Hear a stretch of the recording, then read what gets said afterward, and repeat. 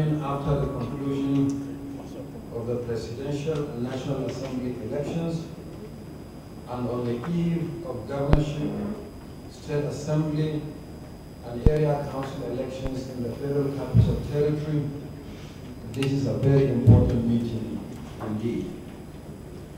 It is also the last consultative meeting before the second phase of voting in the 2019 general elections.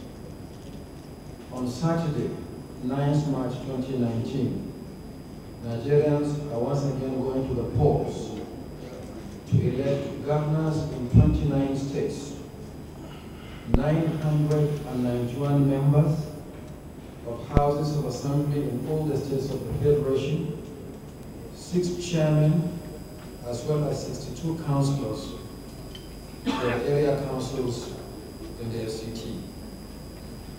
A total of 1,082 candidates will be elected by citizens across the country.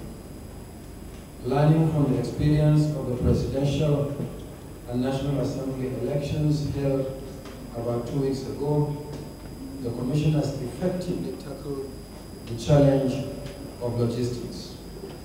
Materials for the election have been delivered to all the states and the FCT.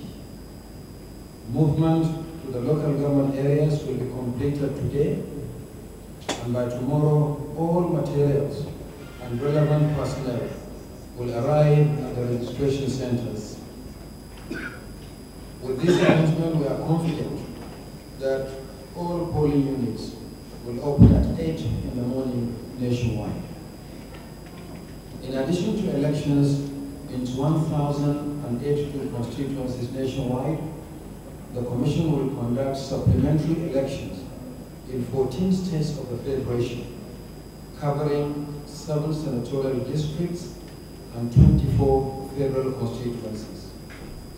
Elections in the affected areas were disrupted mainly by acts of violence involving ballot box snatching, abduction of INEC officials, overvoting, and failure to adhere to regulations and guidelines. The number of registered voters in the polling units involved in each constituency is more than the votes received by the candidate with the highest number of votes. Supplementary elections will therefore be conducted to determine the winners. Consequently, the Commission decided to conduct the supplementary National Assembly polls on Saturday alongside the governorship and state assembly elections.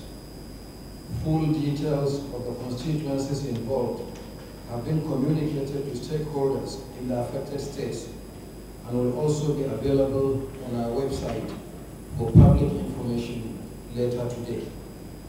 Similarly, the list of candidates that emerged winners in the senatorial and House of Representatives elections held on the 23rd of February 2019 will also be available on our website later today. For senatorial districts and federal constituencies in which winners have already emerged, the Commission will issue their certificates of return next week. Preparations for the elections holding this weekend in 1,082 constituencies require the full attention of the Commission. We reckon that the elected candidates are also busy campaigning in their constituencies for the remaining elections. The certificates of return shall be presented at the International Conference Center, Abuja, on the basis of the following schedule. Date: Thursday, 14th March 2019. Senators-elect, 10 in the morning. Members of the House of Representatives-elect, 2 in the afternoon. Certificates of return for governors and deputy governors-elect, members of state houses of assembly-elect, and chairmen and councillors for the FCT shall be presented in each state of the Federation by the supervising national commissioners and the resident electoral commissioners on a date to be announced next week. As Nigerians go to the polls this weekend, the Commission expresses its appreciation to the security agencies for securing the environment without which the largely peaceful conduct of the exercise would not have been possible. In the course of securing the elections, the security agencies, electoral officials, and innocent Nigerians have suffered needless attacks, resulting in casualties, including death and loss of personal and official properties.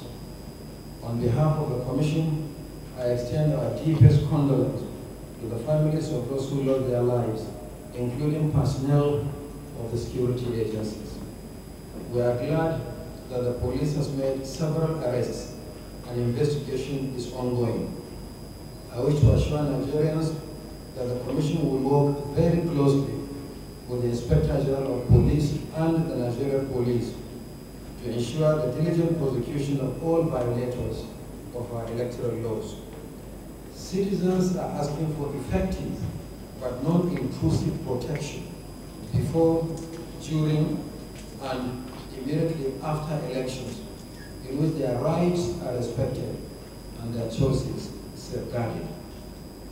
While we look forward to the same cooperation with the security agencies, I am confident that lessons learned from the presidential and National Assembly elections will help us to more effectively secure the environment for the elections this weekend. The Commission is concerned that many of our materials, including ballot boxes, voting cubicles, voters' registers, and smart card readers, were lost to acts of hooliganism and thuggery in the elections held 2 weeks ago.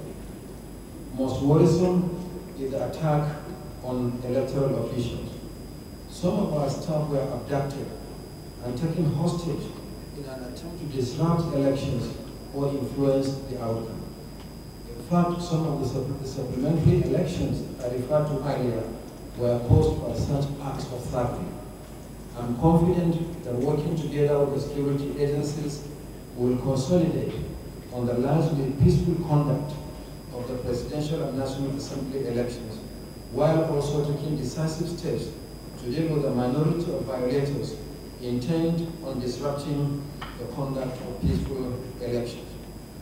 However, the Commission will not tolerate the act of holding our officials hostage and forcing them to declare winners under duress. Where such occurs, the Commission will not reward bad behavior by issuing them the certificates of return. We have once again reconfigured the smart card readers for the elections on Saturday. The use of the card readers is mandatory, and there will be no exemption to their deployment for accreditation of voters. Under our regulations and guidelines, there are clear penalties for the deliberate failure to deploy them on the part of our staff. Where such happens with the connivance of communities, the result of election in the polling unit or polling units will be cancelled and 0 vote recorded. For the elections holding this weekend, the Commission will still maintain its situation room at the International Conference Center to monitor the elections nationwide and respond to issues that may arise. No election results will be collected and no declaration of winners will be done at the ICC. All collation and declaration of results will be done at the various constituency and state declaration centers. The situation room will be open from tomorrow, Friday, 8 March 2019, until Wednesday, 13 March 2019.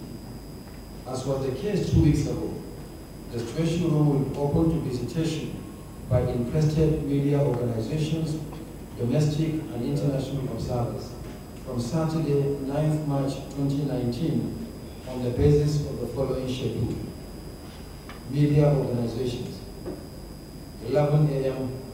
to 12 noon. Domestic observers, 2 to 3 p.m. International observers, 5 to 6 p.m. Once again, I welcome all members of Access to this meeting. There is a lot taking place during the last general election.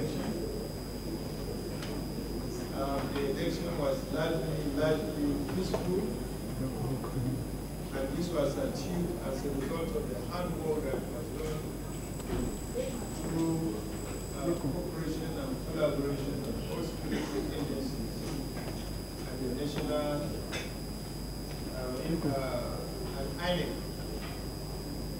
This cooperation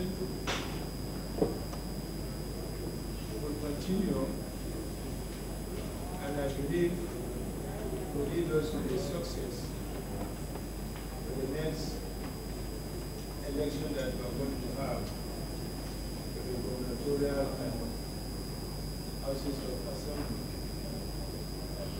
The security arrangement we provided for the presidential and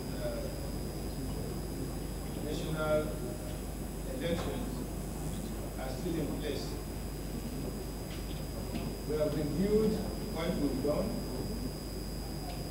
and we've seen areas that. So every Nigerian is encouraged to come out and cast his or her vote on the election day. The observers, both local and international, are also encouraged to come out and observe. The level of security they receive before is now enhanced for them to be able to be encouraged to perform their duties without fear of any molestation.